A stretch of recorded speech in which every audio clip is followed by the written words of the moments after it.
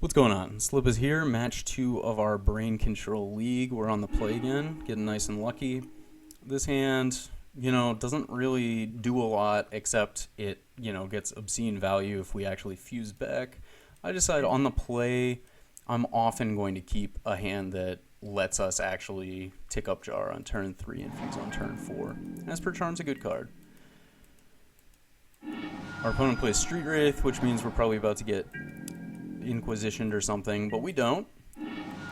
We don't at this point know if we're playing against Living End or Death's Shadow. Both are possible. I decide in both situations I want to just play Brain and Jar on turn 2. This frees us up if we draw, like, say, Logic Knot for Lily, right? We see Tarfire. This is actually Death's Shadow. Our opponent plays a Goyf.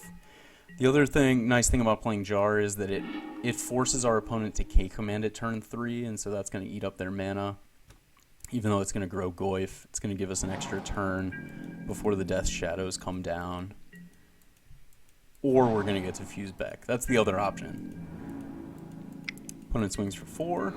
At this point, we're thinking maybe they don't have K-command, but they might have hand disruption. If they had K-command, they probably would have just burned it and grown the Goyf here. That seems reasonable to me. Opponent plays Death's Shadow, plays Goyf, and we are in business. Now, usually that's not like exactly the board state you want to see from your opponent on turn 3, 12 power and a bunch of toughness, right? But we're feeling pretty good. We have an Esper Charm, which we could use, but we're just going to go ahead and main phase this bet call and make a decision from there. We're main phasing this instead of potentially drawing a card off another of their creatures, just in case they got a little greedy with their board state and like disrespected the combo potential and are holding a K command we were going to use ultimately. So we draw Push, that's good, and we draw Logic Knot, so that's also really good. So we have a couple answers to Temur Battle Rage. Next turn we're going to be able to Esper Charm. Probably our opponent's going to be Hellbent, or we could draw 2. And then we're going to set up to Srams off of Jar into Esper Charm ultimately. So what our plan is here is to just block 2 of these things and think about pushing 1. Now that we played a sorcery, these Goyfs are 5 power, so I'm going to block 1 on each of those, and I'm just going to take 4 on the Shadow unless our opponent makes a move.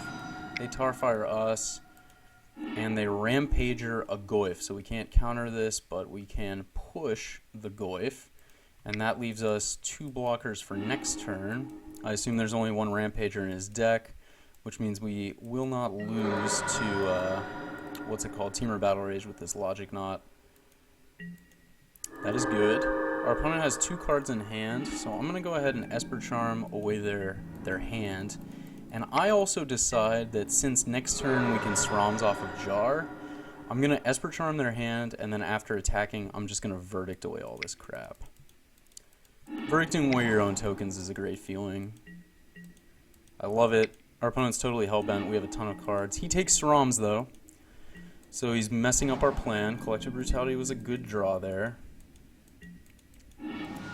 Street Wraith, nothing going on for our opponent. I'm going to go ahead and scry. And we see a Verdict.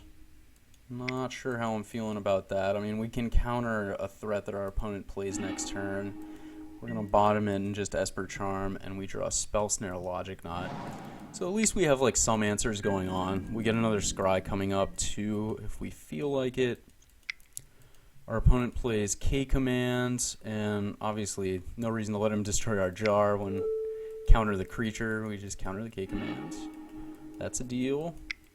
And I should scry down here. I do. We see Esper Charm. I think that's worth topping. We're in pretty good control of this game, but we haven't got to the point where it's unlosable yet. But we're going to take away our opponent's red sources for fun. There are no more red sources in his deck, I believe. Just in case it matters. We don't have to deal with K-Command if there's a third one. And there might not be. Actually, it's only a second one, isn't it? So, well, another Tarfire maybe. Who knows? Esper Charm. We Esper Charm before we take up Brain just in case we draw Serum Visions. We do draw Serum Visions. And here's an Expertise, which is great. Push and Peer through Depths. So I top both of those so that we can just kind of see what's going on with Peer. I'm just going to Srams because our opponent's at 3. And we're going to Peer, and if Push is our best option, we'll just take it. But we can... if we drew Beck here, see our jar's on 1, so we didn't need Srams for it. But now we have lethal on board. Our opponent has 1 card in hand, and we have an answer if it's a removal spell. So we can take Push, Path, Peer. I decided to take Path. There's no reason to take Push because our opponent doesn't have any basics left in their deck. And also, I actually don't think they have any lands left in their deck. But if they do and they're holding one, they could play Street Wraith out of push range. And then we could lose somehow. So opponent traverses, gets a Death Shadow.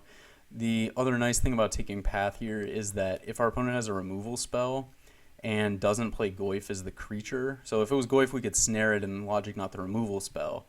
But since we have like this removal spell here, we can just let Shadow resolve, and then we Path it, and our opponent cannot win. So that's good. Going to game 2. Our sideboard plan is pretty straightforward. I actually don't bring in explosives in this matchup.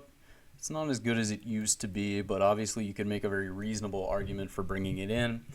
I took out a couple of Logic Knots, and I brought in the Ruined Halos. I brought in the extra Blessed Alliance, and for that, so we took out 1 Logic Knot, 2 Logic Knots, and Esper Charm, and we brought in the 2 Ruined Halos and a Blessed Alliance. Explosives, Verdict. I could see it. I didn't really think it was totally necessary. I think Ruined Halo is a beast in this matchup.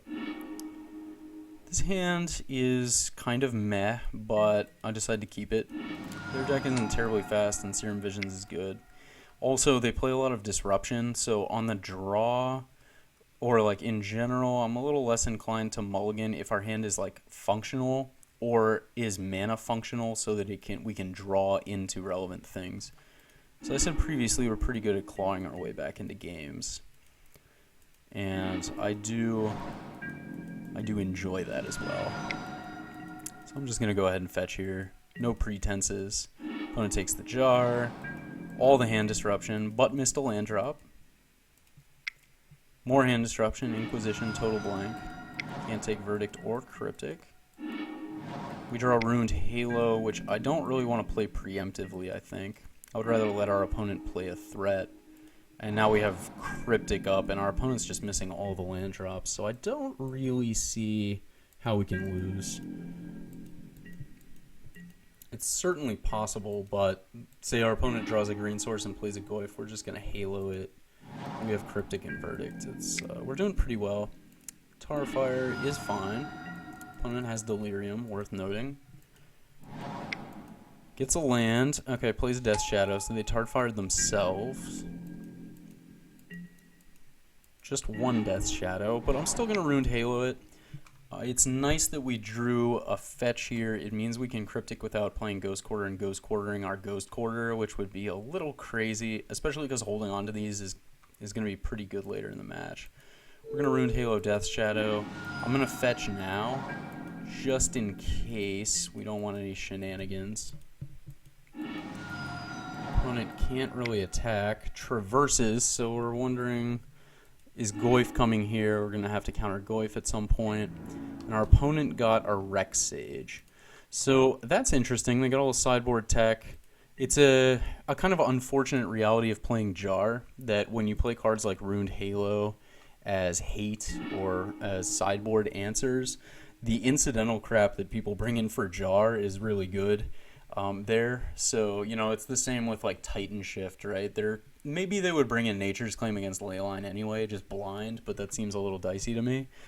If they see Jar and Jar is great game 1, they're probably going to bring in Nature's Claim, and then Ruined Halo is a lot worse.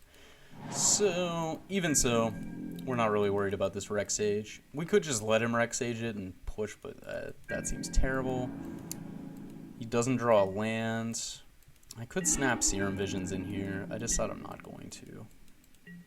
I probably should have snapped Serum Visions, but opponent plays Rex Sage. I just kind of want to hold up Snap Cryptic, you know, for later turns. However, we draw Strom's Expertise, and we are in business. I'm just going to fire this off. We have a push. If our opponent has some way to kill the Ruined Halo, that's fine. We're going to Beck. Notably, we cannot counter Maelstrom Pulse here, but we drew a Colonnade, so we have a real threat, and we just win. So that was good. Again, this matchup going pretty smoothly. I'm happy with it. Generally kind of happy with the sideboarding strategy, even if it seems weird not to bring in explosives and stuff. I think we're just kind of like main deck suited for this matchup pretty well. And Ruined Halo is amazing because they want to deal with Jar in the second and third games, but Kolaghan's command is so much more efficient than Abrupt Decay if they run Abrupt Decay that you know, it's Ruined Halo is gonna get them get like us out from under that a lot of the time. So that was good. I'll see you for match 3.